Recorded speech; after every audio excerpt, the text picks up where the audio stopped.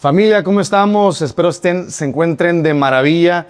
El día de hoy tenemos un invitadazo. Tenemos un preventor, padre de familia, casado con Selene Vélez, economista, rapero, el loco Perruqui, Tato Valderrama. Bienvenido, Tato. ¿Qué onda? ¿Cómo diría que no me decían rapero? Es que ya después de algunos años, ¿verdad? Teniendo el gusto de conocerte, Tato. Gracias primeramente por tu tiempo, por esta entrevista. Es para mí un privilegio y esta entrevista, créeme que significa mucho para mí. No, un placer. Te faltó decir nomás que he escrito libro. Ah, escritor, claro que sí. Total. Psicólogo también, ¿no? De todo poquito. ¿Cómo va la rola? Filántropo, dime como sea, a ver si... Pero así como que me llamas preventólogo, Ándale. psicólogo, politólogo, llame como quiera. Ándale, Primero soy cristiano y después lo demás, ¿no? qué bendición. Pues el día de hoy, Tato, te quise invitar a unos marisquitos. ¿Te gustan los mariscos? Es todo. Estamos aquí en Mariscos del Charco, sobre Boulevard Morelo, y en realidad es una delicia. Ahorita vamos a ver algunas entradas y unos platillos muy buenos. Nos trajeron unas bebidas refrescantes para pasar buen el rato, y bueno, los invitamos a todos que si tienen la oportunidad, después de una reunión, en cualquier ocasión familiar o en cualquier momento, se echen la vuelta y la van a pasar muy bien, muy agradable. Está muy bonito el lugar. Y bueno, Tato, cuéntanos de tu historia. ¿Dónde naciste, Tato? ¿En qué colonia? La Nacameri. La Nacarmeri de Hermosillo. Tremendo. Barrio Nacameri, Río Grande, 146. ¿Cómo fue tu vida ahí, Tatos? Muy buena, muy buena. O sea, al final de cuentas creo que los procesos sirven para algo, ¿ah? Ah, claro que Pero ahí nací, mi papá se conocieron en un grupo de alcohólicos anónimos. sí. Mi papá estaba en un proceso de dejar el alcoholismo, mi mamá también. Mi mamá ya venía de Ciudad Obregón con mis dos hermanos, se habían separado mi mamá de un matrimonio roto por allá. Tuvo a mi hermana a los 15 años. Entonces mi mamá traía una vida un poco difícil por ahí, pero le andaba echando ganas para dejar sus adicciones. Conoce a mi papá en un grupo, se relacionan. Yo creo que me hicieron en el bocho, porque creo que tenían un bochito. Y ya, se unen, se casan y a los 5 años se divide el hogar. Yo me quedo con mi papá, afortunadamente. Mi mamá no tenía con quién irse, se iba a ir ese día. Bueno, se fue de la casa ese día, pero no tenía claro dónde se iba a ir. Mi mamá no tenía familia aquí en Hermosillo. Y se va a la casa primero se va a rentar una casa y luego a la casa de una nana. Y bueno, a partir de ahí pues escribió mi historia ahí en la Nacameri solo con mi papá. Qué interesante. Supe por ahí parte de tu historia cuando tenías 5 años, que hubo una escena que marcó tu vida donde habían tenido una discusión tus papás. Sí, el 5 de julio del 91. Que me lo sé porque lo puse en una canción. Wow. El pasado es una fotografía, se llama la rola. Y ahí pues mis padres tienen una discusión bien acalorada, se pelean. Mi papá pues le da una bofetada a mi mamá no se dejó, etcétera. Y ese día mi mamá se va de la casa corriendo con mis hermanos, con maletas, se van para nunca regresar. Y a partir de ahí, pues bueno, yo creo que se escribió una página nueva en el libro de mi vida. Y empecé a vivir lo que vive el hijo de un divorcio. La confusión, la soledad,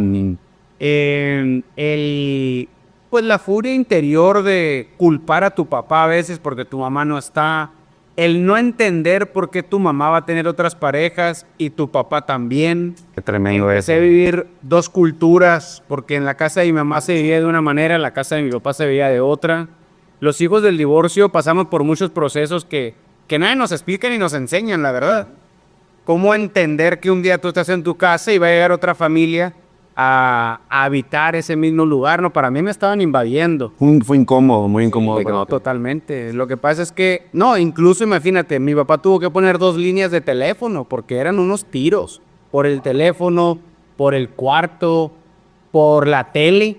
O sea, ¿por qué vienes a cambiarle? Pues yo tengo viviendo aquí 10 años, estuvo llegando. Qué locura, Tato. Y la pareja de mi papá pues también venía con familia. Entonces, no, es un rollo. Y luego en la casa de mi mamá, pues entender que mi mamá estaba conociendo parejas, entender a muy temprana edad que tu mamá, pues a veces llegaba a las 2, 3 de la mañana con una pareja. Eso la verdad para mí era muy incómodo estar en la ventana de la casa viendo con quién llegaba mi mamá y por qué la agarraba de la mano. o por qué la abrazaba, o por qué la besaba delante de mí, si ese vato no era mi papá. Como no me lo explicaron, como no se sentaron conmigo, yo empecé a maquinar demasiadas ideas, hasta que un día mi papá se tuvo que sentar conmigo, porque mi visión de mi familia se estaba distorsionando. En la calle me decían que mi mamá era esto, que mi papá era aquello, y como ellos no me lo habían dicho, pues yo ya traía muchas ideas en la cabeza. Hasta que un día mi papá, me acuerdo, en la sala se sentó y me dijo, mira, tu mamá necesita una pareja por su estabilidad, por esto y por lo otro. No significa que tu mamá sea una cualquiera. Yo necesito, no puedo estar solo, llevo 10 años solo. Necesito una pareja, va a venir una persona aquí, esto o el otro, van a cambiar las reglas, pero me lo explicó.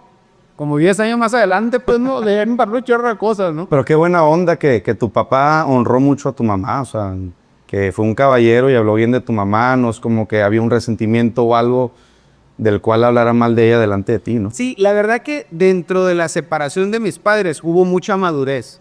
Yo como terapeuta veo desgraciadamente demasiados padres infantiles que agarran a los hijos como carne de cañón. Tengo un término que quiero utilizar para titularlos, pero no me atrevo a decirlo, no, o sea, la verdad se me hace Suelta. bien vil, ¿no? Bien vil. Cómo traen al morro como pelota de ping-pong, Sí. la mamá secuestrando al hijo para que el papá no lo vea, nomás porque la mamá está resentida con el papá. Y aprovechándose al mismo tiempo del hombre para que le suelte la feria nada más, manipulando. Me ha tocado escuchar casos, ¿no? Sí. Mujeres que manipulan al varón, al papá y le dicen, necesito más dinero, si no, no lo vas a ver. Sí, o a veces cuando el hijo o la hija se quedó con el papá, igual hacen lo mismo con la mujer, ¿no? O sea, no logran entender que sus problemas son una cosa y que un niño o un adolescente necesita ver a su mamá, ver a su papá. Bien. Cosa que mis papás sí entendieron a la perfección. Mi mamá nunca me habló mal de mi papá nunca me habló mal de mi mamá. Ya de grande supe que sí se pegaban unos tirantes buenos, pero nunca delante de mí. Mi papá siempre me llevó los fines de semana para ver a mi mamá. Me llevaba, primero íbamos a Ley al supermercado, compraba un chorro de mandado de mi papá, me llevaba a la casa de mi mamá y me dejaba en la puerta con un chorro de mandado. Órale.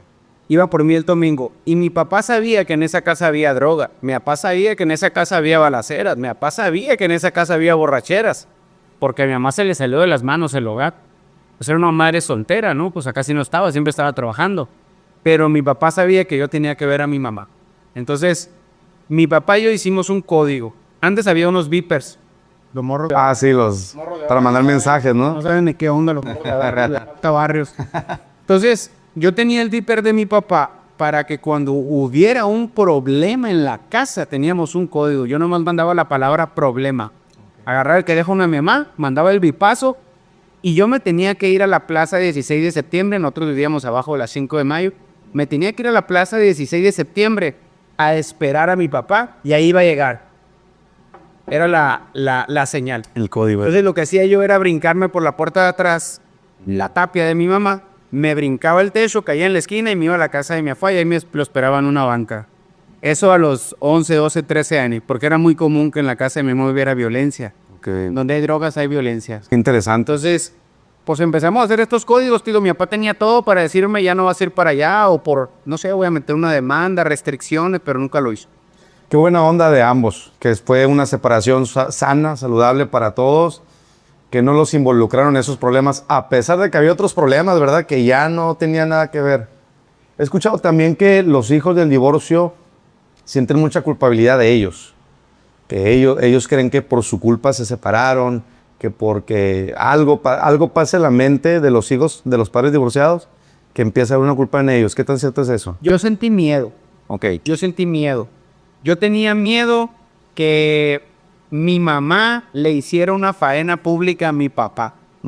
Yo tenía miedo porque mi mamá no me hablaba mal de mi papá, pero sí hablaba mal de su esposa. Ok. Entonces, y con justa razón, porque mi papá me decía, dile mamá a la señora, y mi mamá me decía, pobre de ti, que le digas mamá. Entonces, y yo hice la primera comunión. Y yo tenía las manos sudorosas porque por un lado estaba mi mamá, que no la invité, pero llegó en taxi. Y por el otro estaba mi papá con la señora. Ok. Entonces, esa fricción me producía muchísimo temor, vivía muy nervioso por si se encontraran. En la grabación de la primaria no los invité. Grabación de la secundaria no los invité. Nunca supieron. Porque a mí me daba miedo que se encontraran. Y O sea, tirotes. que un niño se van a pelear, se van a agarrar a golpes, van a hacer un desastre. Nunca los invité. Nunca supieron cuando me gradué. En mi foto yo estoy solo, no están ellos conmigo. Entonces, en mi caso, yo lo que sentí es miedo. El hijo del divorcio siente varias cosas, ¿no? Vive la confusión de no saber por qué tu familia ya no está allí, ¿no? ¿Crees que un día van a regresar? ¿Que no van a regresar? ¿No? Número 2, vives una inseguridad constante porque no tienes el respaldo de tu mamá o no tienes el respaldo de tu papá, ¿no? Número 3, vives la culpa.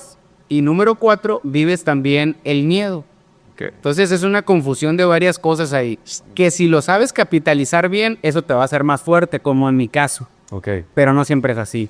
Está muy fuerte todo lo que me platicas. Y créeme que cuando escucho, porque he escuchado también parte de tu testimonio, y se me hace increíble cómo a pesar de vivir un contexto familiar donde hubo drogas, donde hubo separación, donde hubo problemas, un broncón, ¿cómo no lograste drogarte?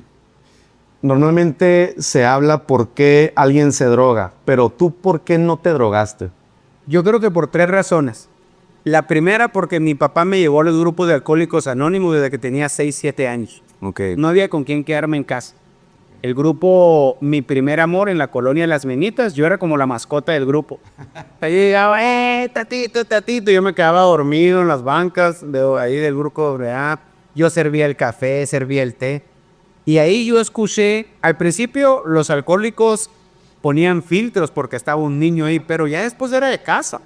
Ya después de No podían detenerse porque tú estuvieras ahí, pues. No. Yo escuché la historia por primera vez que me dejó medio traumado de un alcohólico que empezó a tomar perfume porque ya no había cervezas. ¡Qué locura! Y cosas de esas. Y yo empecé a escuchar toda esa terapia, ¿no? Yo creo que eso se instaló en mi subconsciente y alteró mi consciente cuando yo tenía cerca el alcohol. Tengo mucho respeto a las drogas, nunca me he drogado. Entonces esa fue mi prevención a temprana edad, ¿no? Ruda, pero eficaz. Ok. Otra cosa importante es que yo me quedé con mi papá. Y mi papá es un cuate que practica los 12 pasos. Tiene 45 años en su programa de AA. Okay. Nunca vi alcohol. Nunca vi celebraciones con alcohol en la casa. Nunca vi otra mujer que no fuera la que oye a su esposa. O sea, mi jefe es un ejemplo de integridad paternal bien tremenda. Él me formó. Entonces, y aparte me disciplinaba. Duro, pero me disciplinaba. Entonces, pues yo tenía un papá en casa. Y a diferencia de la mamá, el papá es el encargado de tener la autoridad, los límites y la disciplina. Claro. Por más que lo quiera hacer la mamá tiene otras funciones. Pero al que respeta, de a de veras, es el papá. Sí, o sea, a mi mamá yo la puedo respetar y llevar en muchas maneras, pero a los 15 años el que me hincaba en un cintarazo era mi jefe, ¿no? Claro. Entonces, mi papá nunca permitió ese tipo de cosas de drogas en la casa, nada, ¿no? Y el otro factor que creo yo, pues es un milagro de Dios, porque aunque yo viví con mi papá, un hombre formado en Alcohólicos Anónimos que me dio un ejemplo de vivir separado de las conductas adictivas a drogas, en la casa de mi mamá era todo lo contrario. Yo tenía mucha libertad para estar en casa de mi mamá. Entonces yo ahí vi todas las drogas, vi desde las ribotriles, vi cómo se empastillaban, vi cómo se prepara la marihuana, cómo se pela la marihuana, cómo se forja la marihuana. Ahí vi el polvo de cristal, las pastillas de cristal, los pedacitos, o sea, de cristal es como pedazos de sal. Vi cómo se fumaba en chalupa, vi cómo se fumaba en foco, vi cómo se inyectaban. Todas las modalidades ahí. Vi todo, vi armas, mi hermano vendía armas, drogas. Y pues yo estuve ahí, yo tenía todos los juegos ahí a mi alcance. Yo me acuerdo que mi hermano decía, cuando me ofrecían sus camaradas, yo me acuerdo que me decía, no, le voy a dar chance a los 14, decía, a los 14. Yo estaba morrito, tenía como 9, 10 años, ¿no? Entonces, yo creo que el ejemplo de mi padre, estar en Alcohólicos Anónimos y aparte, pues que Dios tenía un plan para mi vida y cuando Dios te elige para un plan, aunque seas tartamudo, vas a hablar con el rey y vas a liberar un pueblo. Así funciona, ¿no? Totalmente de acuerdo. Para entrar un poquito al tema de las drogas, tú eres créeme que he aprendido mucho de ti desde el tiempo que estuve trabajando contigo con la producción de videos. Para mí era un curso tremendísimo, totalmente gratis, ¿no? Y yo grababa y yo, wow, está bien tremendo esto. Aprendí mucho, he aprendido bastante, sin embargo, pues no hay nada como aprenderlo directamente de ti. El tema de las drogas. Tú eres un crack de la prevención de las adicciones y también de cierta, pues de tratamiento, ¿no? Ya con las adicciones, tratando con familias. Tienes un programa tremendo a nivel nacional o incluso Latinoamérica, no sé. ¿A qué nivel estás llegando ya? Abrimos Honduras y estamos por entrar a Costa Tremendo. Rica. Qué tremendo, qué interesante. Y me gustaría empezar con este tema con la pregunta, ¿qué es una droga? Una sustancia que altera tu manera de vivir. Ok. Mucha gente se confunde y Sí. cree que las drogas pueden ser muchas cosas. No, muchas cosas que se pueden convertir en una adicción, en un hábito enfermizo. Muchas cosas pueden fungir como una droga. Ok. Pero la palabra droga es una sustancia que altera tu manera de pensar y de vivir. Ok. Hay drogas sintéticas, hay drogas naturales. Hay 3 tipos de drogas que son los alucinógenos que ponen a volar. Están las drogas depresoras que deprimen tu sistema nervioso central, o sea, te dan para abajo, te relajan, como la marihuana o el alcohol, que al principio es una euforia, pero después entras en un estado depresivo. Y también están las drogas estimulantes que te estimulan, te dan energía, como el cristal, la cocaína, la anfetamina, etc. Entonces, regularmente en esos 3 tipos de drogas es lo que la raza se mueve y se viajan ahí. Mencionaste algunas ahorita. Vamos a entrar en una sección que te parece que se llama ¿es droga sí o no? ¿Ok? Cigarro. Es droga. Cerveza. Alcohol es una droga. Alcohol. Ok. Vino. Sí, funge como una droga. El café. Tiene una droga que se llama cafeína, es una sustancia que produce dependencia. Interesante. Vamos a hablar un poquito más de eso. Azúcar. No es una droga. No es una droga. La Coca-Cola. La Coca-Cola en sus inicios tenía cocaína, por eso se llama Coca-Cola, ¿verdad? Ahora tiene cafeína, Igual. que tiene una sustancia que produce adicción. Es una droga. Marihuana. Es una droga, la cannabis sativa es una droga. Aspirina. No es una droga. Bueno, ahí entramos en un tema interesante, porque las drogas, Beto, al final del día son medicamentos clandestinos. Ok. Al final del día es como un medicamento clandestino, porque una droga puede servir para algo bueno o para algo malo. Ok. Nuestros ancestros se curaban con plantas. Bien. Se curaban con plantas. Dios creó las plantas, o sea, no es nada nuevo que utilicen la marihuana para remediar reumas, golpes, bajar las epilepsias, reducir el TDA, todo eso. No es nada nuevo, siempre se ha usado y bienvenido. Dios para eso lo creó. La planta más curativa del mundo es la coca, pero una cosa es coca y otra cosa es cocaína. Entonces, el problema ha sido el mecanismo de utilización de las plantas. Sí. Sin embargo, si un doctor naturista con especialidad te entras en un tratamiento con él para tratar algún problema de salud y él utiliza las plantas bajo un estricto seguimiento y monitoreo del proceso, no pasa absolutamente nada. Okay. Pero el problema es que si tú empiezas a consumir drogas naturales o sintéticas, ¿sí? Una droga natural puede ser algún derivado del opio, los analgésicos son derivados del opio, y ahí viene la heroína, ¿sí? Si tú entras a un hospital porque te atropellaron, pues te van a suministrar morfina para el dolor, pero si tú empiezas a agarrar morfina, te van a hacer un morfinómano. Claro. Entonces son cosas diferentes. Está muy interesante eso. Si lo utilizas en un hospital controlado, no funge como una droga. Bien. Es un medicamento. Ok. Pero si saliendo de aquí te dan heroína o morfina, que son hermanas, y tú empiezas a inyectarte o a esnifar, etcétera, lo más probable es que te prendas. Lo estás utilizando para otra cosa. Ok. Entonces tiene mucho que ver para qué utilizas la sustancia. Puede ser una droga, puede ser un medicamento, según la utilización. Interesante eso. El vape. Sí, no, el vape. El vape es el aparatito, ¿no? Sí, el vaporizador es un instrumento. Ok. ¿Sí? pero tiene nicotina. La nicotina es una droga, el vape es el instrumento. Es como una juca. Ajá. El chocolate, No es una. no es una droga. Sin embargo, puede ser adictivo, ya depende de la persona. Puede ser. Ok, el uso igual, o el abuso, Es que más que nada. adictivo puede ser el agua. Bueno. Adictivo puede ser una jamaica. Tú decides si lo haces adicción o no. Bien. Si el agua te está sirviendo para estimularte, si el agua te está sirviendo o la jamaica para poder dormir, si el agua te está sirviendo para agarrar valor, porque eres un cobarde y necesitas valor para enfrentar un problema, pues vas a empezar a darle un mal uso al agua. Claro. ¿Sí me explico? Y al rato se va a convertir en una obsesión. Si no tengo el agua, no duermo. Si no tengo el agua, no enfrento. Si no tengo el agua, no soy feliz. Y ese no es el punto. Bien. Es una carencia que traes y estás utilizando lo externo como un tratamiento para curar lo interno. Claro. Tú puedes convertir en una droga lo que quieras. sea. No es que eso sea droga. Lo que yo estoy diciendo que sí es una droga es porque sí es una droga. Claro. ¿No? Exacto. Pero cualquier cosa tú lo puedes convertir en algo adictivo. Ok. Los carbohidratos, ¿no? O sea, tú sabes súper bien para comerse con el ceviche, lo puedes degustar, muy padre, las tortillitas, los totopos, los usamos, sí. Pero de repente empieza a agarrarte como una obsesión y una adicción por el totopo. En la mañana le echas, en la tarde, tras, y no puedes vivir sin el totopo. Espérate.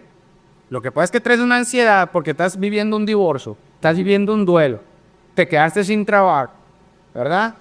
O te sientes mal porque no tienes like, no sé cuál sea tu carencia, ¿verdad? Sí.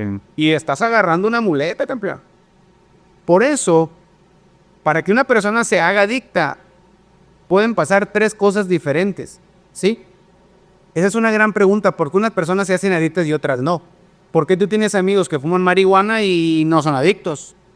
¿Por qué yo tengo camaradas que pueden pistear y no son alcohólicos, pero otros sí? Entonces, ahí entramos con 3 cosas importantes. Número 1, el SEMA, que es la situación emocional actual. Ok.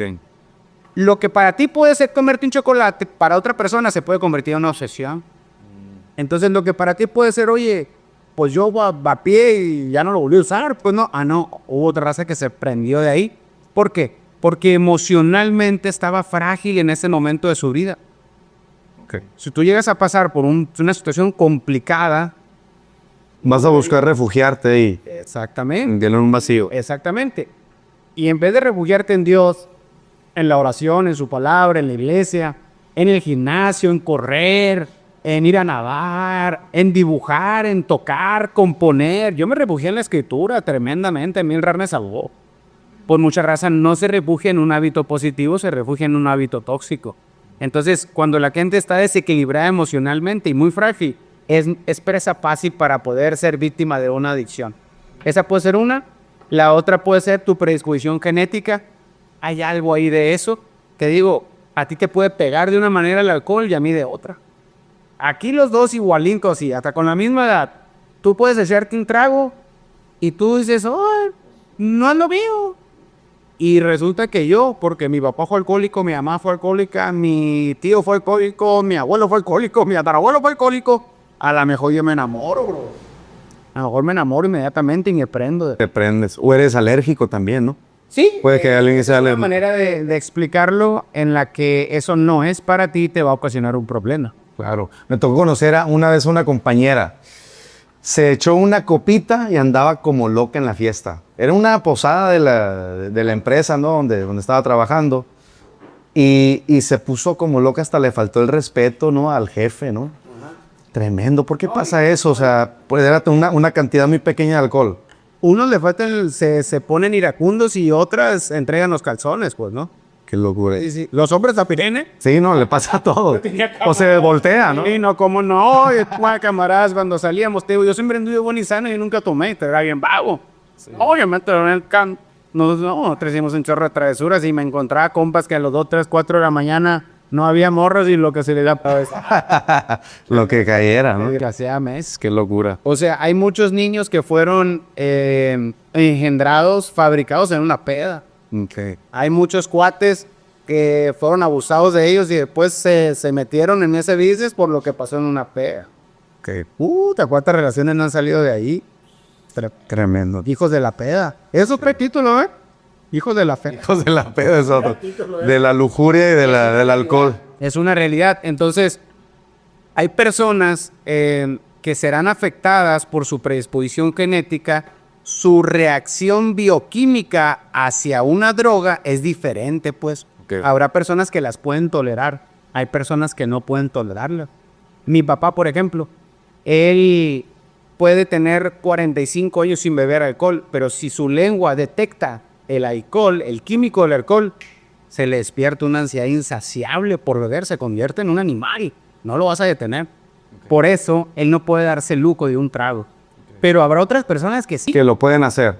Habrá otras personas que se echan noche de sí. Y no les pasa nada. No. ¿Es permitido eso, Tato? ¿A tu criterio? Eso depende de tus códigos morales. Okay. Yo no puedo jugar con las drogas. Yo tengo una familia que representar. Okay. Entonces yo no puedo modelarle andarme tomando un trago de alcohol en la calle si no quiero eso para mi hija ni para mi hijo. Quiero tener la suficiente autoridad moral para decirle esto no se hace, campeón. ¿Por qué? Porque es una droga y daña tu cuerpo. ¿Por qué en vez de tomarte una cheve no tomas una agua mineral, una jamaica, un café helado o algo? Pues se trata de socializar, socialice con eso. Ya que salgan de mi casa que hagan con su vida un papalote, pero no puedo modelarles algo que los va a poner en riesgo. Una muchacha abajo de 15 años con 2 latas de alcohol se estimula sexualmente. Tremendo. Claro, por supuesto. Entonces, yo que tengo el conocimiento no puedo poner en riesgo a mis hijos así, ¿no? ¿Cuál consideras tú que es la de las drogas más peligrosas? El alcohol es la droga que provoca más problemas sociales. Más que la cocaína, más que... Nada, ni a los talones le llega, nada, ninguna. Lo que pasa es una droga que tiene el poder de estar en un refrigerador en una casa. Una droga aceptada, valorada, baby shower, bautizos, fines de semana, mundial. Entonces, el papá está esperando que el hijo no sea borracho. La mamá está esperando que su hija no sea viciosa. Pero cada fin de semana se pegan un peón ahí en la casa. No funciona, el business así no funciona. Es el problema de la disonancia, ¿verdad? ¿Cómo es que no quieren, pero al mismo tiempo el mismo papá le dice, pásame la cerveza? O en el refrigerador, abren el refrigerador y en vez de un jugo, en vez de un yogur, está una caguama bien helada. Sí, y ahí entramos con ese tema de todo lo que a veces los papás, las falsas paradigmas, ¿no? Ese tema de que con que lo haga en la casa normal, y no siempre lo va a hacer ahí, o yo prefiero que lo haga delante de mí a que lo haga fuera de ahí. Es una mediocridad de pensamiento. Lo que está diciendo el papá es que no quiere tener carácter para detener un placer adictivo para él por modelarse un ejemplo, ¿no? Entonces el papá que dice, no, yo sí le dejo, porque lo haga delante de mí. O yo sí lo dejo porque se sabe controlar. No es cierto, ningún morro sabe controlar. Por favor, claro que Cambrano va a estar borracho y va a ser una vergüenza. Tremendo. Pues mira, Tato, va a llegar aquí una entrada buenísima para agarrar más viada, para motivarte a todavía más. Mira nomás, qué chula lo que te van a poner ahí. ¿A ti te gusta mucho la playa, no, Tato? Y me gusta el charco también. Están en la otra sucursal por ahí. Ah, buenísimo. Ahí vamos a estar próximamente, de hecho. Muchas gracias a todos los muchachos acá del charco. Tenían un agua de guanábana, ¿no? Toda la tienen. Esa. De Vallada, muy buena esa. Ah, pues ahí una buena recomendación, a ver si nos la traen ahorita. Un tremendo molcajete, marisco fresco, se mira sabroso. ¿Quieres probarlo, Tato? A ver, dame el gusto bueno, a ver. Puro poder. Igual acá te ponen todas las salsas, ¿no? Te ponen algunas salsas. Están por ahí algunas, aquí está otra. Qué delicia, qué bárbaro. Estamos... Nada más necesito una servilleta. Unas servilletas, aquí donde las están ahorita. Estamos en la sucursal Morelos, enseguida de la Walmart, decía mi mamá. Estamos ahí, la Walmart. Acá un poquito más adelantito, está muy visible sobre el Boulevard Morelos. La entrada está muy fácil, ahí lo vas a ver. Napalapa, Mariscos El Charco, buenísimo, delicioso. ¿Qué tal está, Tato? 10 de 10, eso es todo, puro poder. Y me tocó el callo, ¿eh? Vamos a probarlo por acá también, vamos a ver. Este molcajete tiene pulpo, tiene camarón cocido, tiene también callo, tengo entendido. Tiene camarón, ¿cómo se le llama? Cocido o curtido en limón también. Y tiene también alguna verdura por ahí, picante. Eso está tremendo.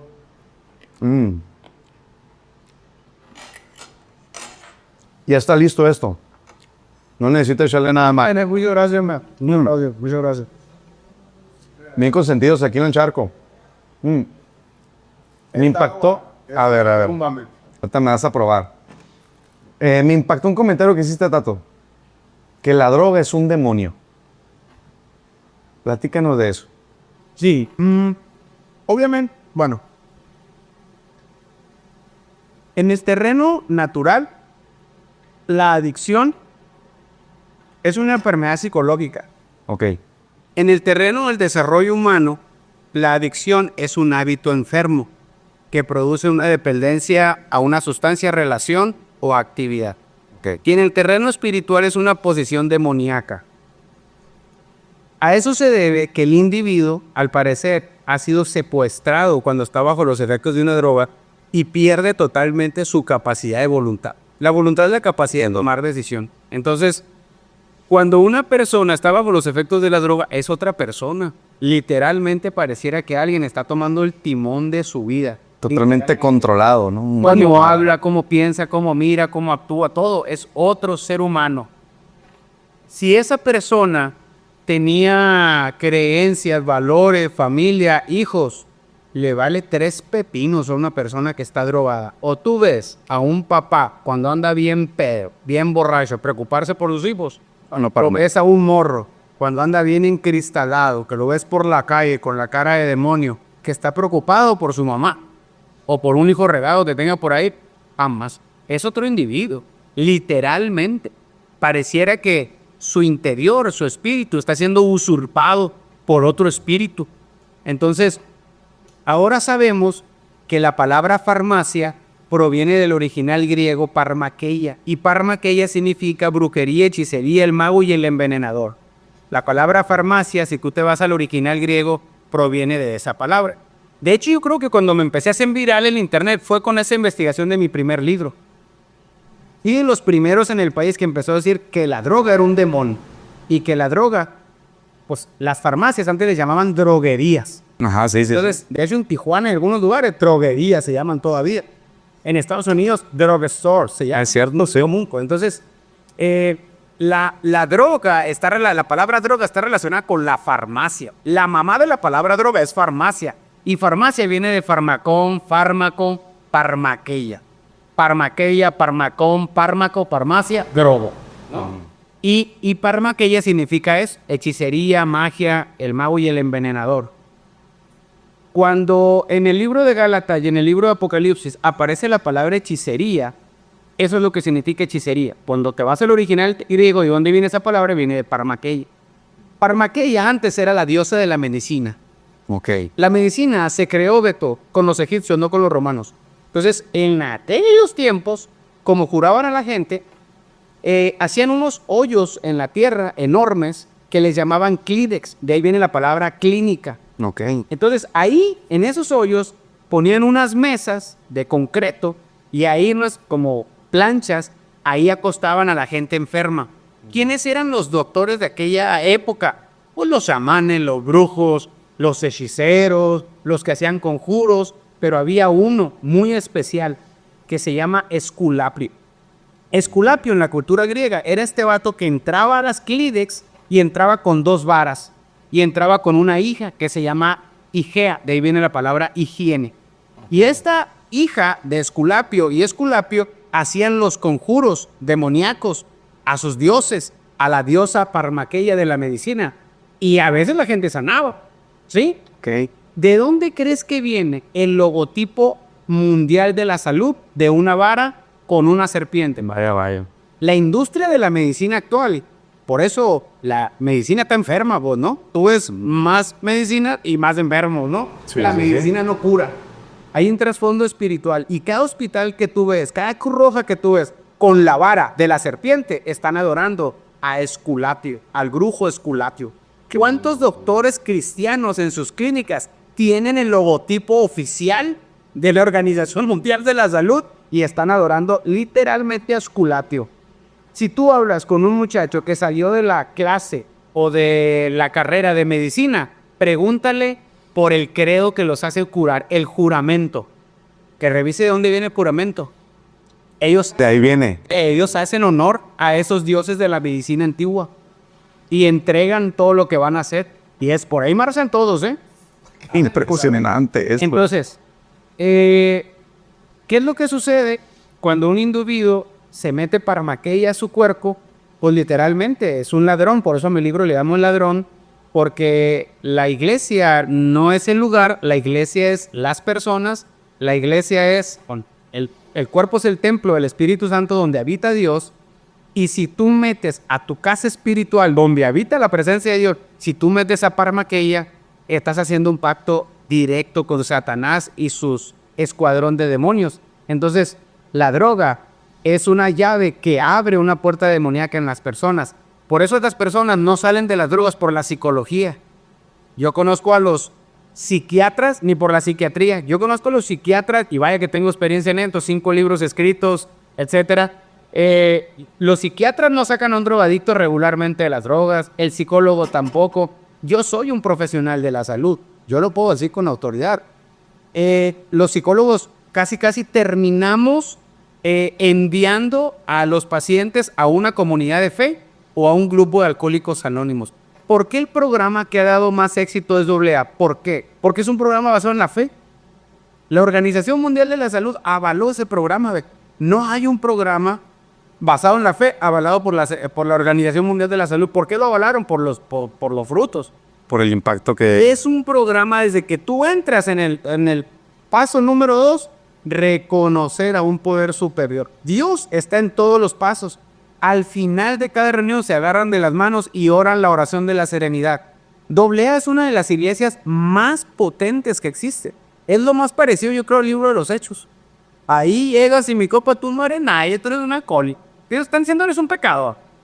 Sí, ¿sabes? Un vato dice, oh, yo soy Pancho Pérez y soy un enfermo. No. Lo que está diciendo es, yo soy Pancho Pérez y soy un pecado. Claro. Lo que deberíamos de hacer cuando entramos con una Sí, de hecho. literal, ¿no? Es lo mismo ahí, pero con otro lenguaje. Rudo. Sí. Entonces, Más crudo, ¿no? Sí, más real. Entonces, todas las personas que quieran trabajar o ayudar en el fenómeno adictivo y no tienen un mínimo de conciencia del área espiritual del individuo es que no han entendido absolutamente nada. Es tremendo.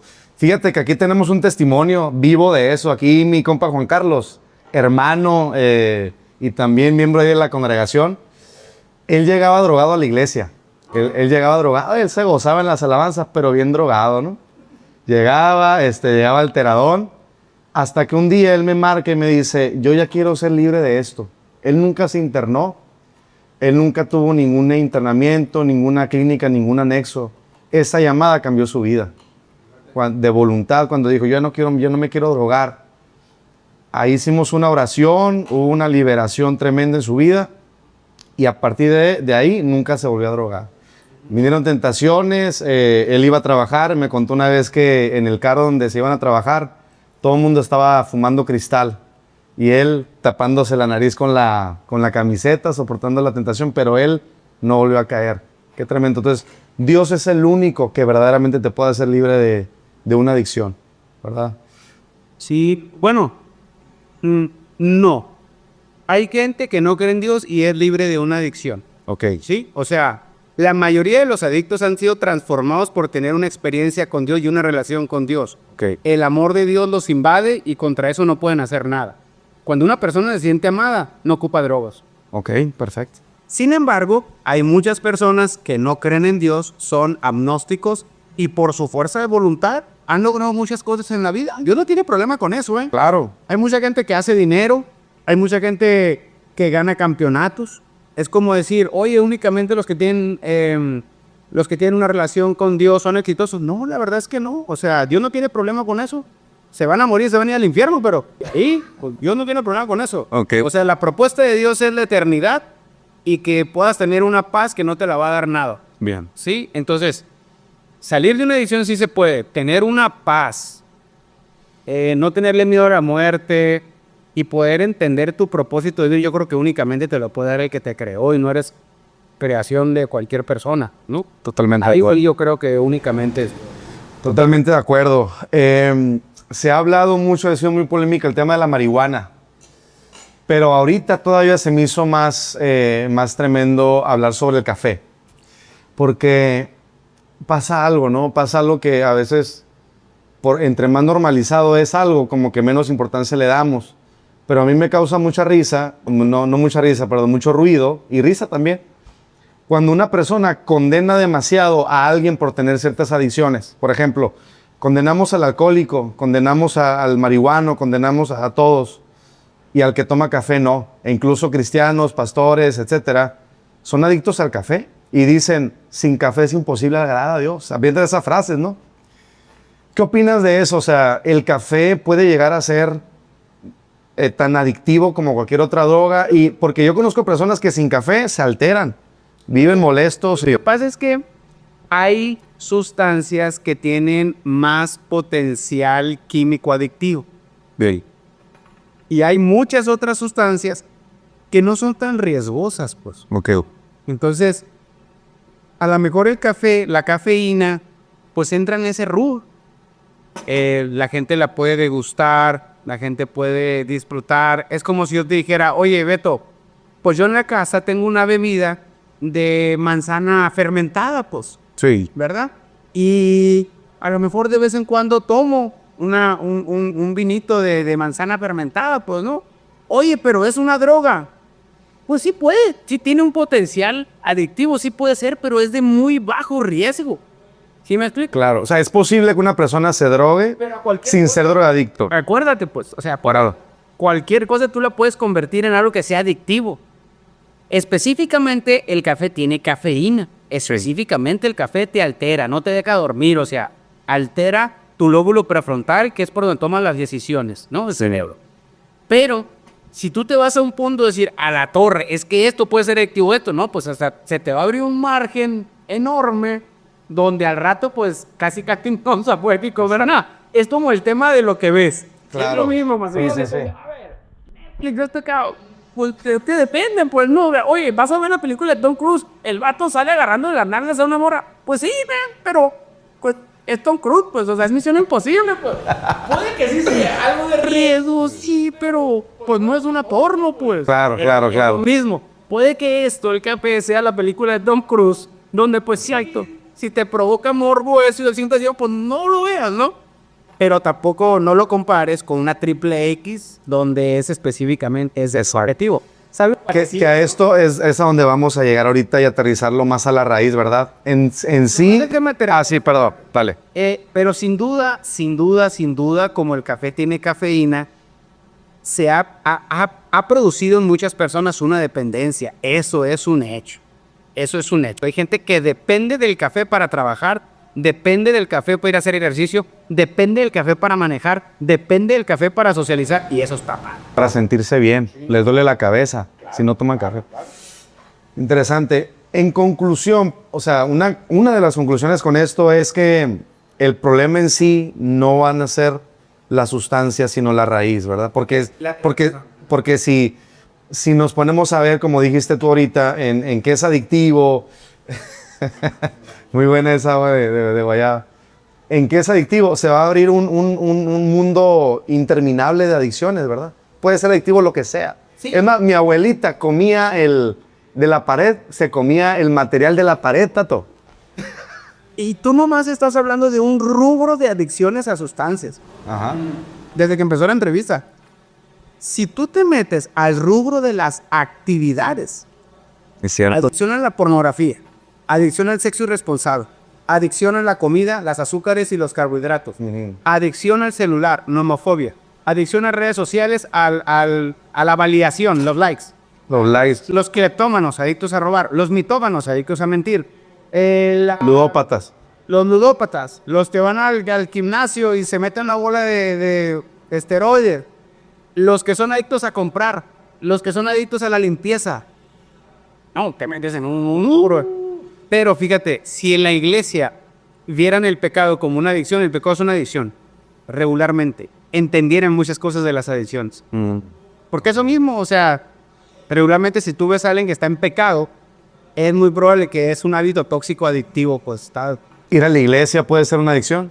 No creo, más bien puede ser un fanatismo. Fanatismo. La diferencia de un seguidor a un fanático, Beto, es que el seguidor, yo puedo admirar que a ti, ¿verdad? Yo puedo ser un seguidor tuyo, me gusta lo que hace el pastor Beto, aparte hace contenido, siempre está haciendo cosas por la ciudad, sirve y todo, muy padre. Pero me convierto en fanático tuyo cuando yo veo que tú estás haciendo algo mal y yo lo sé y te encubro.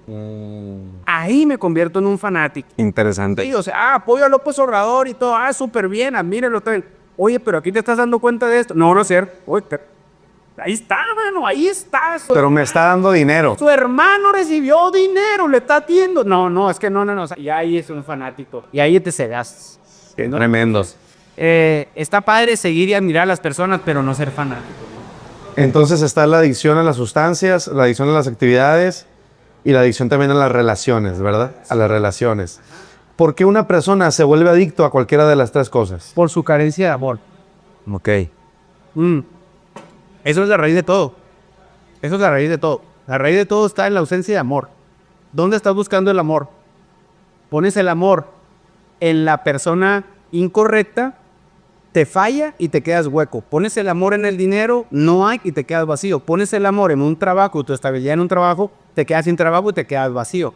¿Dónde estás poniendo tu amor? Todos necesitamos ser amados. Cuando la ponemos en Dios es el lugar más seguro, porque no hay error. Sí. Entonces, todo gira alrededor del amor. Tremendo. De hecho, hablando del amor, ¿Por qué cada vez hay más adictos? Porque hay menos personas que se aman. que lo amo.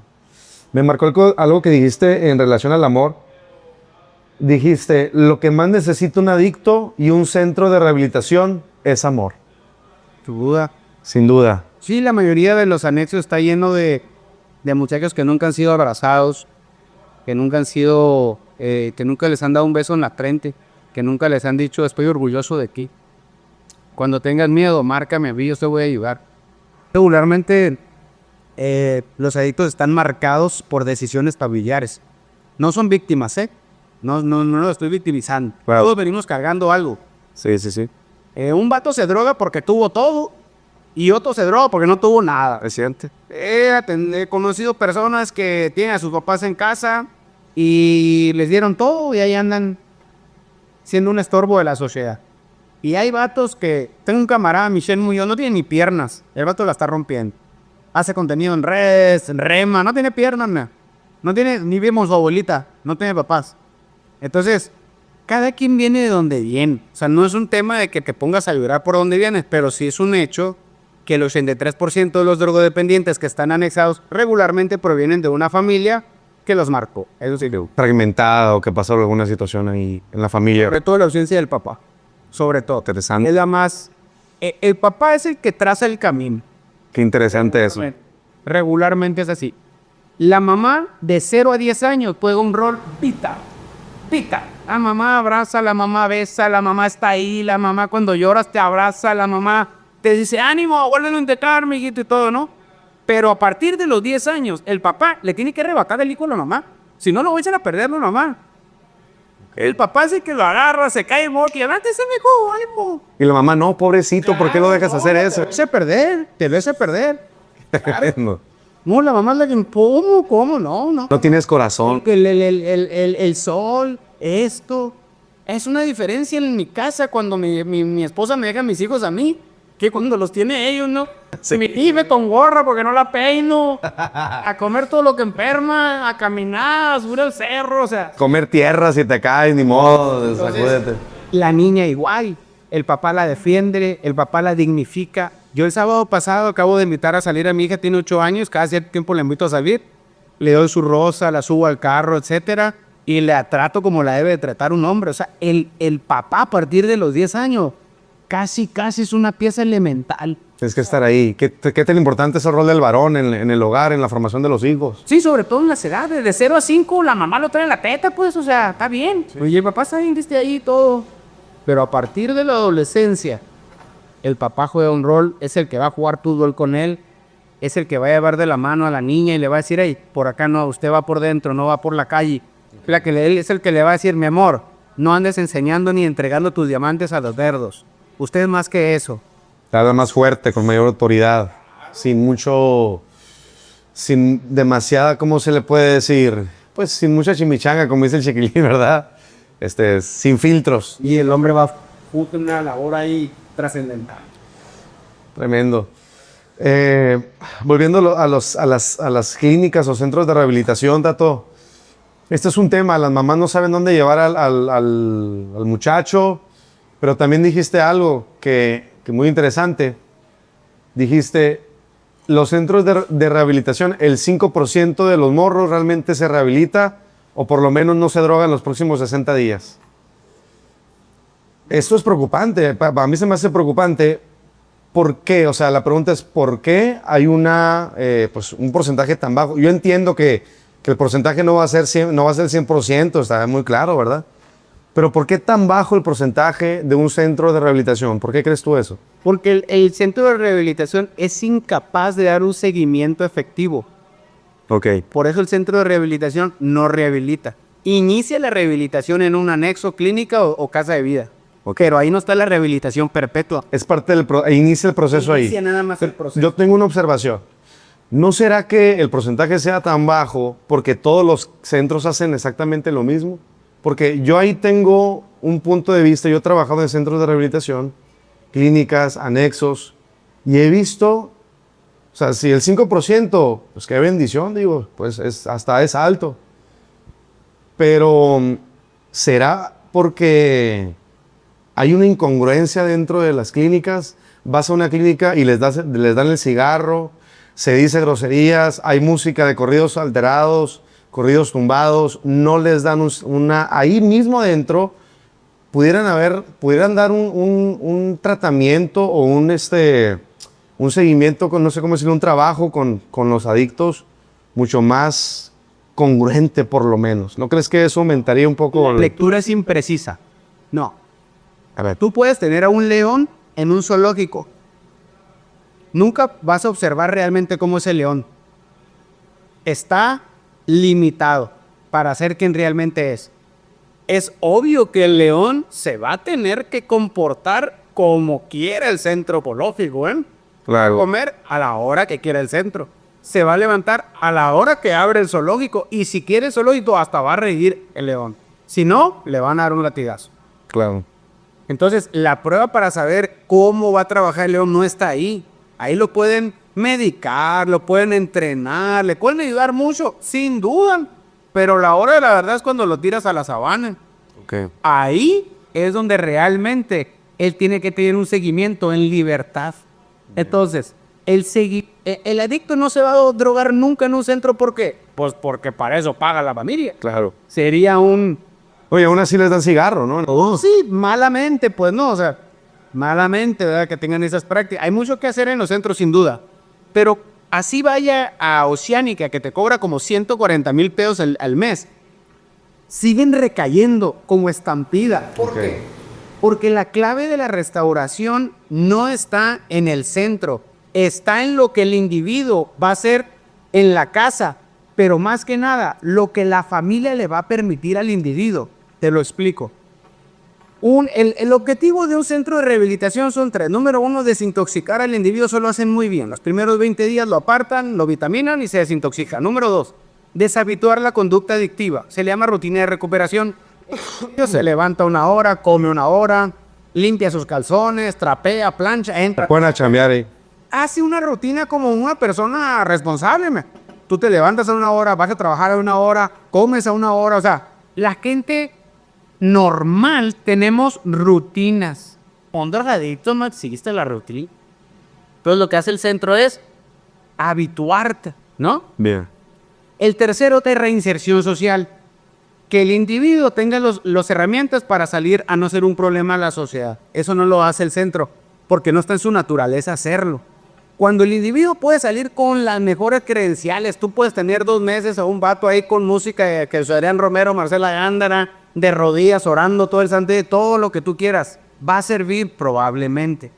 Pero cuando este cuate llega a esta casa y la mamá todavía tenga miedo, se crea víctima, sea codependiente, sea un hogar psicológicamente podrido, donde un papá está pero no está, no hay orden. Incluso hay familias donde se drogan también y Cada quien llega lo a la hora internan. que sea. Este vato que traía las mejores credenciales va a llegar y se va a empezar a levantar a la hora que sea.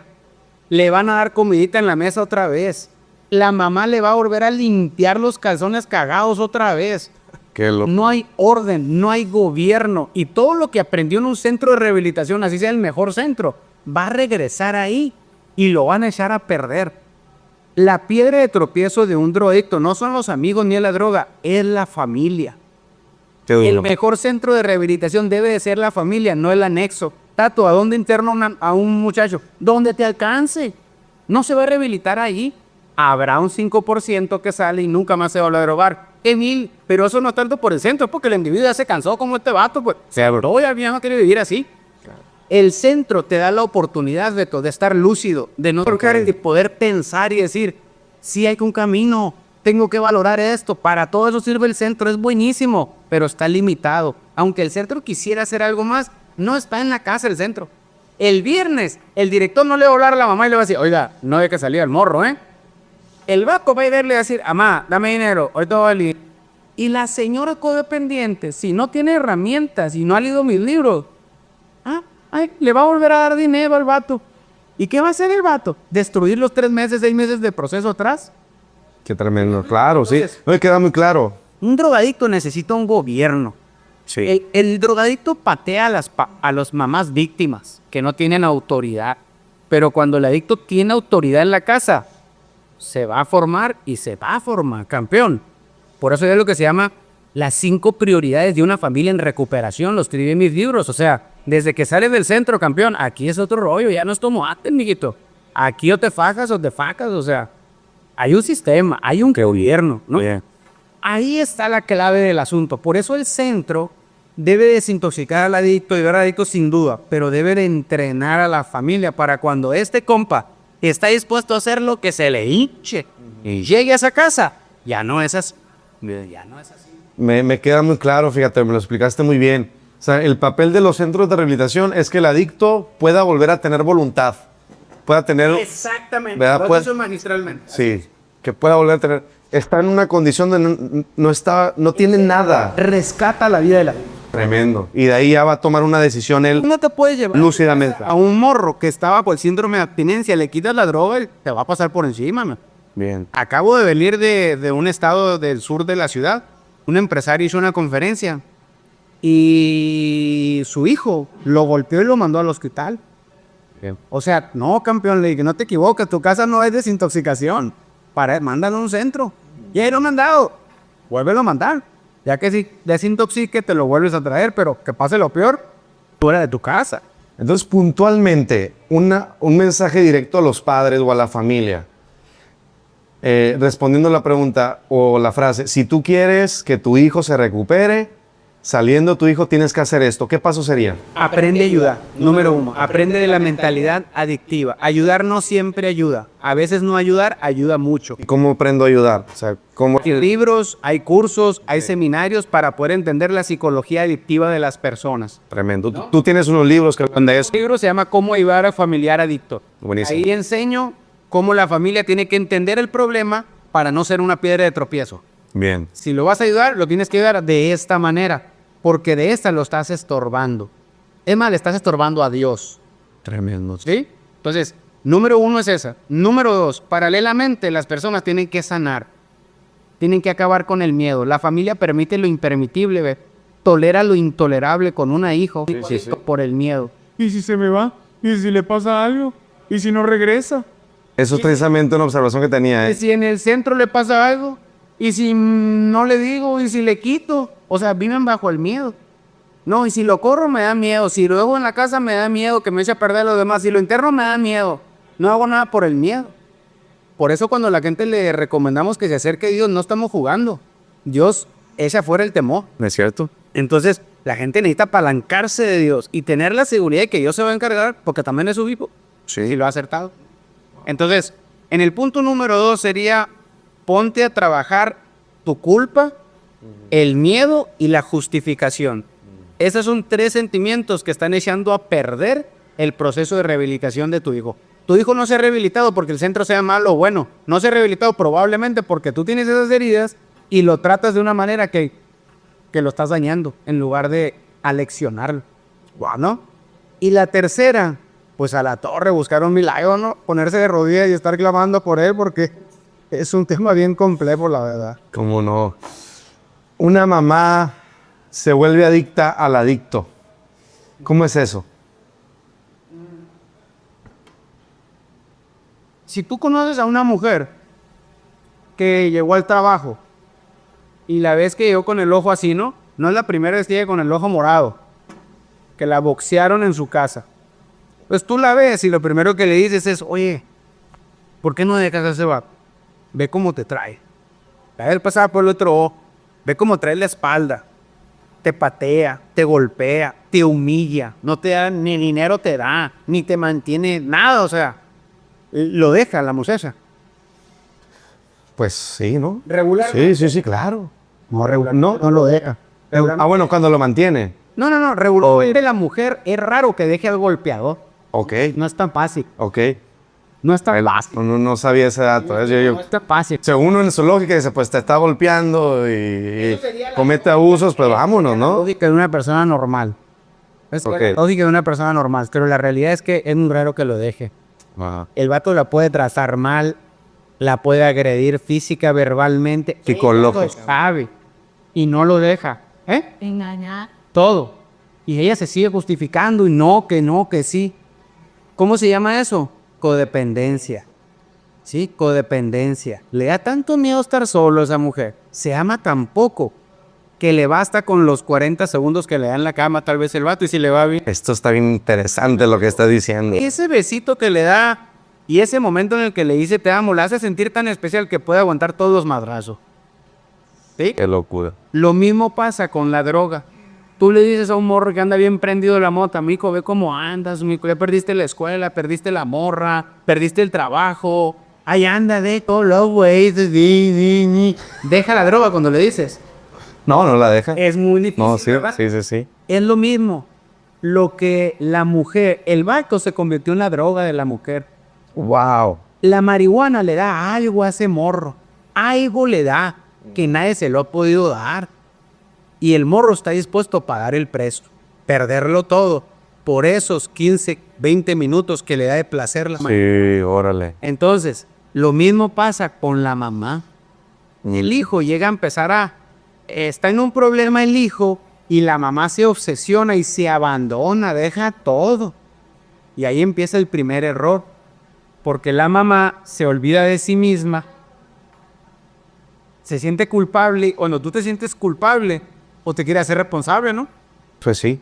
Tú tiras este vaso, se quiebra, tú... Buscas hacer algo al respecto. Yo lo pago, no, yo lo pago, yo lo quebré. Entonces cuando la mamá dice, por mí, mi hijo es adicto por mí, yo lo tengo que curar. Y ahí intenta curar a una persona que solamente Dios lo puede curar.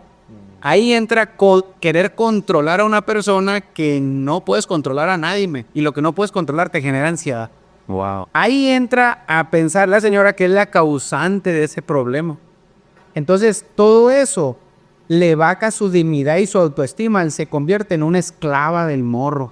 Como se siente culpado, ¿no? Sí. Casi inconscientemente se empieza a postrar. La codependencia es idolatría pura delante de Dios, porque el hijo está por enfrente de Dios. Entonces, es algo bien espiritual. Por eso el hijo se convierte en la droga de la mamá. Si el hijo está presente, la mamá está drogada. Si el hijo se va, y es como si no tuviera la droga, la mamá anda como no, o el papá. Pero no lo estoy hablando desde juzgar. Claro. Cualquiera estaríamos en la misma situación si un hijo lo traes perdido en esa situación. O sea, es algo en lo que nunca te vas a preparar. Ver cómo tu hijo se está perdiendo todo, se está entregando y arrastrando al mundo de esa manera. Es lo más vil, es lo peor, porque estás viendo cómo lentamente se está echando a perder la gente que más amas en la vida. Claro. Entonces eso es desgarrador, te va haciendo pedazos por dentro. Sí. Por eso nosotros tenemos un grupo los viernes a las 5 de la tarde, se llama FARC, Familias Anónimas en Recuperación. Por eso es importante estar en una red de apoyo. Pues es que mi hijo está pasando eso. Aquí tengo una red de apoyo de mamás y papás que están pasando por lo mismo. Nos abrazamos, nos damos ánimo y nos ayudamos a no ser codependientes. Porque si eres dependiente, pues tu hijo es tu droga. Y si tu hijo es tu droga, no lo vas a poder ayudar. Porque ahora tenemos a dos dentro de una jaula. es un tema bien... Sí, no, está muy tremendo. Sí, puedes. Faltan más libros, ¿no? Vas a escribir más libros. Y fíjate que de eso nace una pregunta bastante genuina de mi parte, ¿eh? O sea, porque yo también me he puesto a pensar con casos de personas que se me acercan, madres principalmente, que se me acercan por situaciones que tienen con sus hijos. Hay un temor, hay un terror de las mamás de que les traigan a su hijo muerto. Un terror. Por eso prefieren tener a sus hijos en casa, aunque se estén drogando. Es un error craso ese. Es un error craso. Porque en una ocasión mi hermano estaba desbaratando la casa, la cocina. Me acuerdo que agarró la estufa, la sacó, la estrelló, el refrigerador lo tiró. Y luego, antes de eso, estaba abriendo el gas y encendía, ¿no? Entonces amenazaba a mi mamá. Si no le daba los 300 pesos, iba a incendiar la cocina. Y luego después empezó a quebrar todo. Okay. Yo recuerdo ese día que mi mamá sucumbió y terminó dándole los 300 pesos. Pues yo voy y le digo, mamá, ¿por qué no corres a mi hermano de la casa? Y mi mamá me dijo, porque si lo corro, Tato, me dijo, y le pasa algo, nunca me lo voy a perdonar. Entonces yo le dije, mamá, ¿tú crees que porque mi hermano está dormido ahí y usa la casa como hotel, la droga le pega menos? ¿Tú crees que porque está dormido ahí, que prostituye en todo el ambiente familiar, ¿tú crees que porque está ahí no se relaciona con la mafia? ¿Tú crees que porque está ahí no le va a alcanzar una bala? Porque está ahí y duerme 3 días de la semana nomás. Increíble. Pero en nuestra ingenuidad como padres, pues creemos que si nuestro hijo tiene un lugar donde dormir y donde comer, estará mejor protegido. La realidad es que no hay diferencia. Si un morro anda mal, le va a pasar lo que le tenga que pasar. Entonces, duerme en tu casa o duerme en el parque. Wow. Le va a pasar porque le va a pasar, pues si no se anda metiendo chocomil el puerco, no se anda relacionando con gente de la alabanza, pues. Ok, claro. Entonces, pero como copas, hay que ayudarles a los copas a cumbarles ese rollo. Fíjate, me cobra mucho sentido lo que dices. Hay un principio en primeros auxilios, que ahorita que estabas diciendo que tu hermana andaba encendiendo el gas y todo eso, o sea, está poniendo en riesgo a todos. Estaba, por salvar una vida, estabas matando a 5, ¿no? O 3, no sé cuántos había en tu casa, pero hay un principio en primeros auxilios que dice que si tú vas, más bien, que sabes que hay alguien en riesgo, en un incendio, por ejemplo, que no vayas por él, que lo dejes morir. Es mejor perder una vida a perder 2. O sea, que se pierda él, a que tú intentes salvarlo y se pierdan 2 vidas. ¿Qué pasa si un bebé, un feto, en la placenta de la mamá dura 10 meses? ¿Qué pasa? Muere. Muere. Entonces la familia tiene que entender que los hijos no son para siempre en la casa. Los hijos deben de tener una temporalidad. Buenísimo eso. No es sano que un hijo esté 40, 45. No es sano que esté ahí. No es el niño de 50 años, ¿no? Y hoy se está viendo mucho ese fenómeno. La placenta fue el mejor lugar para el feto, el bebé, hasta los 9 meses. Por ahí comía, era el lugar de su seguridad. No hay mejor otro lugar, sin duda. Pero si se queda un mes más, va a morir. Okay. Entonces los hijos y los papás tienen que entender eso, que son temporales en la casa. Así como un feto, un bebé dura 9 meses en la placenta o en el vientre de su madre, ¿a qué edad sería lo ideal para vámonos? Tal vez no hay una edad específica, así como no tenemos una edad específica para entrar a la escuela. O sea, la Biblia no dice, oye, si no terminas la universidad, no dice eso. La edad del matrimonio, pues puede haber un debate en eso, ¿verdad? Claro. Yo creo que es más difícil el matrimonio porque no vas a controlar eso.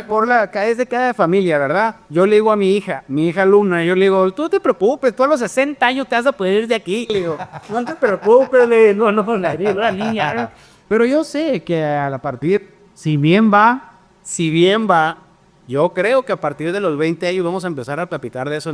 ¿Qué onda? Si bien va.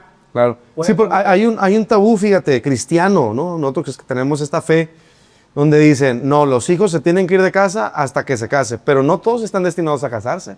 Entonces, si no se casa, que va a estar contigo toda la vida, ¿qué onda? ¿No? Es que dice, educa al niño en su camino, no en mi camino. Exactamente. Edúquese en su camino y aun cuando esté fuera de día no se apartará él. Es su camino, exacto. Mi camino. Entonces, Si mi hijo, ojalá que así sea, ¿verdad? Si un día se quiere ir de la casa, ojalá, gloria a Dios, que venga y me diga, papi, ¿qué onda? Me quiero independizar o algo. Ah, qué padre poder planificar, ¿verdad? Sí, cómo no. Qué padre, aunque no esté casado, man. Si él ya tiene una edad donde yo veo que ya es maduro, que ya está trabajando, etcétera. Vámonos, fuga. Claro, ya, volar. No, no te vayas, mijo, hasta que te casas que vas de aquí. Ey, espérate, o sea. Hay codependencia, ¿no? Adicto. Tato, tú no fuiste adicto a ninguna sustancia, pero fuiste adicto a alguna actividad o alguna relación. Al sexo y a la pornografía. Wow. ¿Cómo fue eso? En nada, que me metía con 1 o 2 morras por semana. Ok. Pero ¿cómo inicia eso en ti? Pues, o sea, ¿a qué edad empezaste a ver pornografía, por ejemplo? Sí, ese yo creo que fue el detonante. Es bien común que la gente que está metida en el porno está llevando una actividad sexual ilícita, riesgosa y peligrosa, ¿no? Sí. Yo consumo porno como desde los 13 años, llegó el internet. Sí, sí, sí. Llega el internet y yo pasaba mucho tiempo solo en casa. Mi papá llegaba, yo tenía mi cuarto, vivía solo con mi papá, tenía mi computadora. Y desde que empecé a conectarme, te llegaban anuncios, notificaciones de morras bichis, etcétera. Nunca estuvo nadie ahí para aconsejarme, decirme, hey, con calma en este aspecto, ¿no? Estás pasando la etapa de la adolescencia, donde biológicamente te estimulas muy seguido.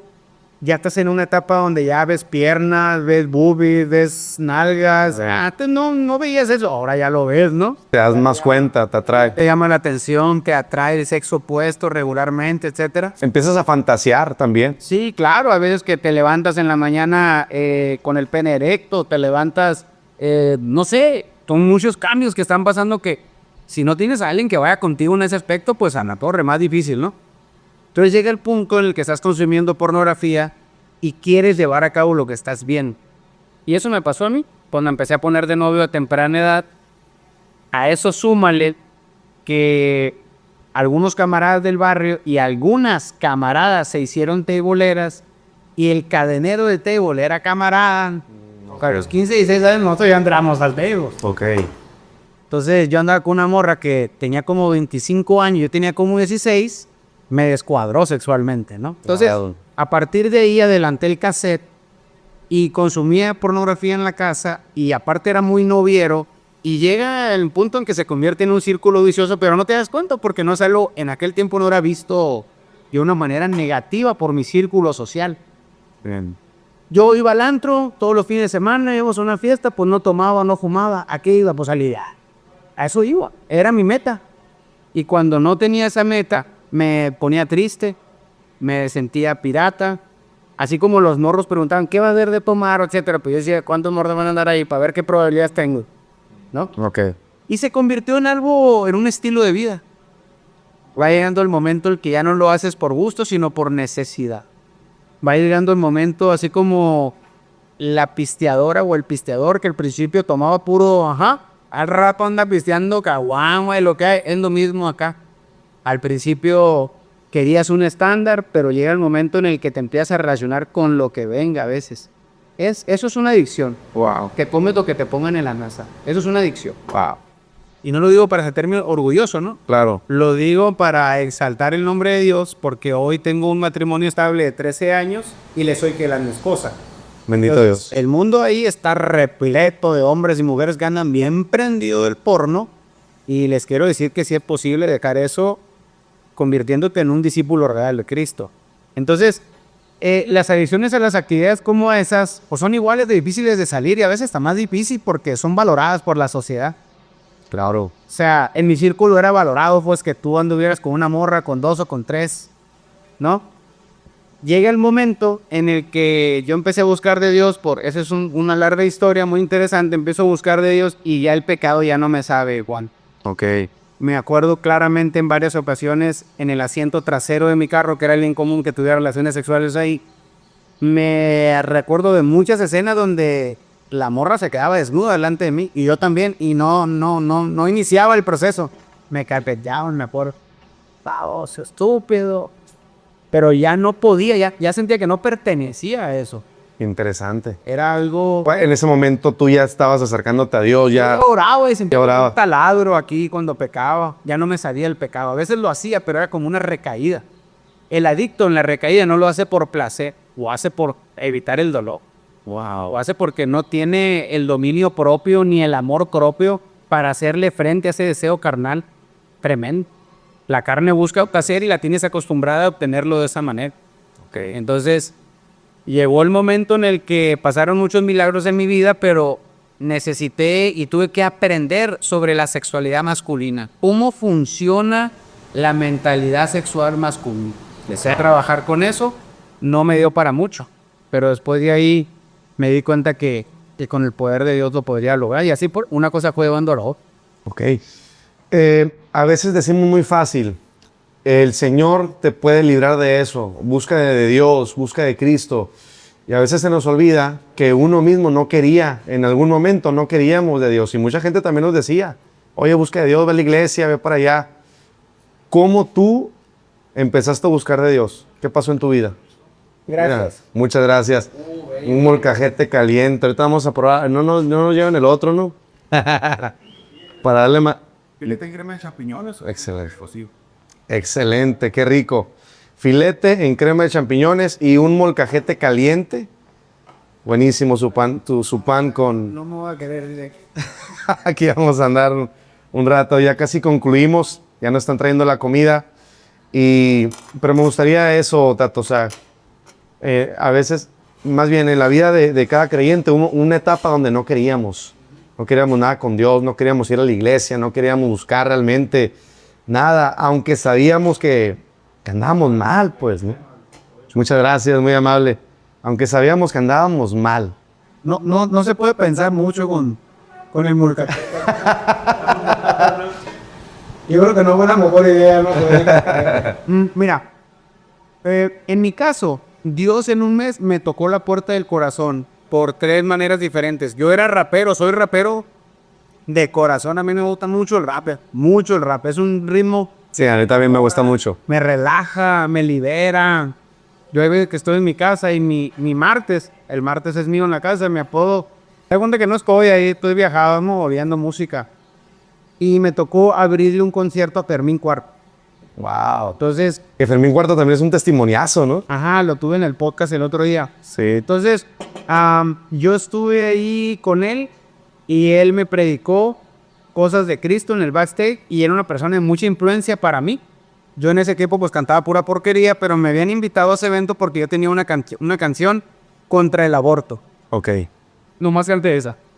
Y Fermín me tocó el corazón con lo que me dijo. Número 2, yo me acababan de correr de la escuela, me corrieron del Sabati 132 y resulta que me metieron a una escuela de inglés para no estarte flojo ahí en la casa. Y en la escuela de inglés, Elías Castillo era un evangelista, el maestro de inglés. Y antes de que se acabara la clase, nos daba un discipulado ahí en esa escuela que se llamaba CETEC, creo. Órale. Ahí nos daba Biblia el vato, un tema, ¿Qué tal? y nos fuéramos acá. Se hizo mi amigo, ya me habló de Dios, fue el primero que me invitó a una congregación. Y número 3, en ese mismo mes, yo visitaba a mi hermano en el centro de rehabilitación Creda de la colonia El Zacuaro. Ok. Ahí había un director que se llamaba Cucho, ya murió.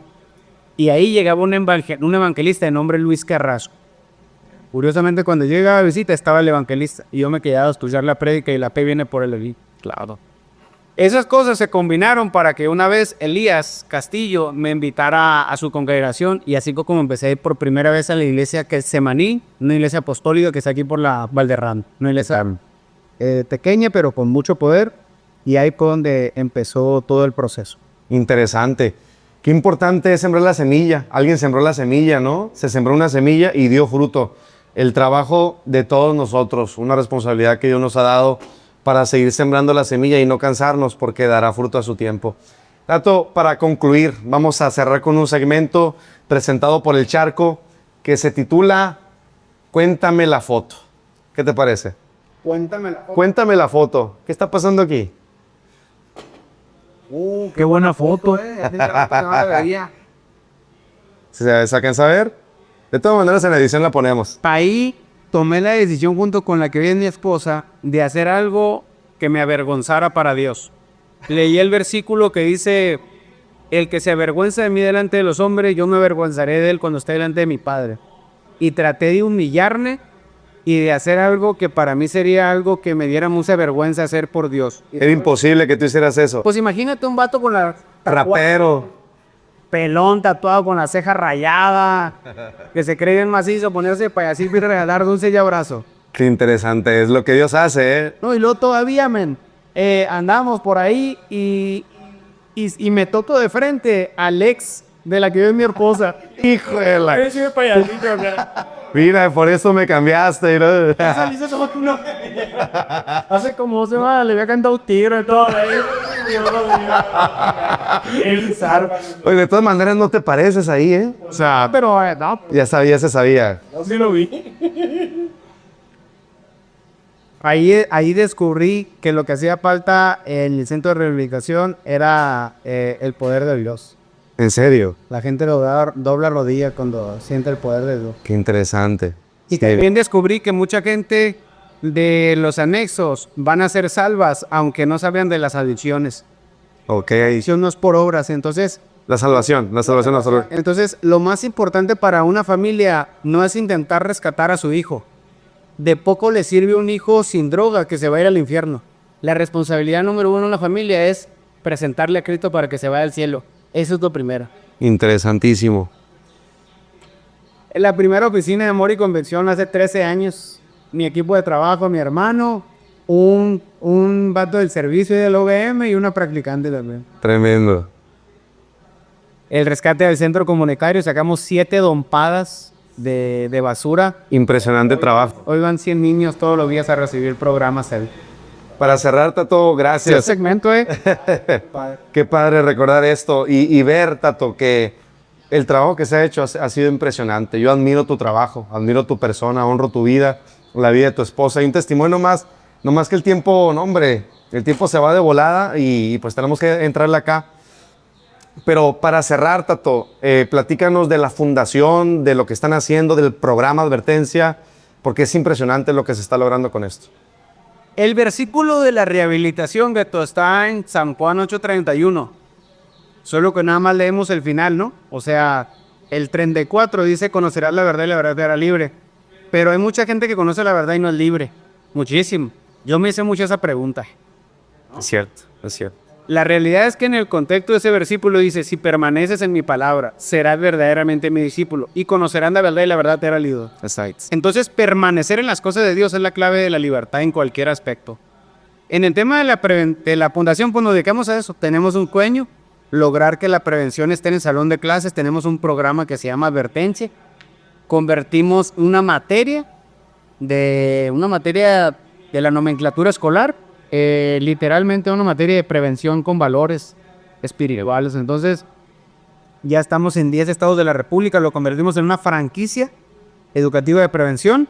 La gente compra la franquicia, va y la oferta en sus escuelas, en su territorio, y es un negocio de reino. Ganamos y servimos y transformamos a la sociedad. Entonces, pues andamos bien ocupados en ese tema. Buenísimo. La fundación tiene ese programa educativo y también tenemos el centro comunitario, que acabamos de tener un aniversario desde que lo recuperamos, estaba en ruinas, y ahora pues un faro de luz ahí debajo del Cerro de la Piedra Boca. Qué bendición. Miles de personas han sido impactadas, estoy seguro, familias, porque no nomás es lo que se vive ahí, sino lo que impactan ellos hacia afuera también. Y estoy seguro que han sido impactadas miles de personas, además de tus podcasts, que ¿dónde te pueden encontrar lo que nos están viendo? Tato Valderrama en todas las redes sociales. Excelente, Tato Valderrama, ahí lo pueden encontrar todo su contenido, sus podcasts, transmisiones en vivo súper interesantes, sus libros. ¿Cuántos libros tienes? ¿Me dijiste 4? 5. 5 libros, ¿cómo se llama cada uno? Uno se llama El ladrón, la droga más peligrosa es la ignorancia, La vitamina espiritual, Adicto a mis sueños, 100 días orando por mi hijo adicto y cómo ayudar al familiar adicto. Buenísimo. Pues gracias, Tato, en verdad por tu tiempo, por tantas aportaciones súper interesantes.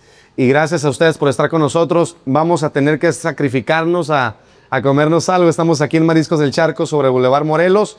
Filete con crema de champiñón, tocino y acá un molcajete caliente con unos mariscos.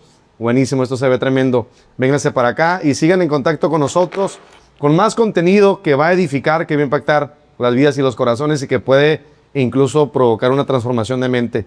Muchas bendiciones y ya estamos en contacto y para servirles. Saludos.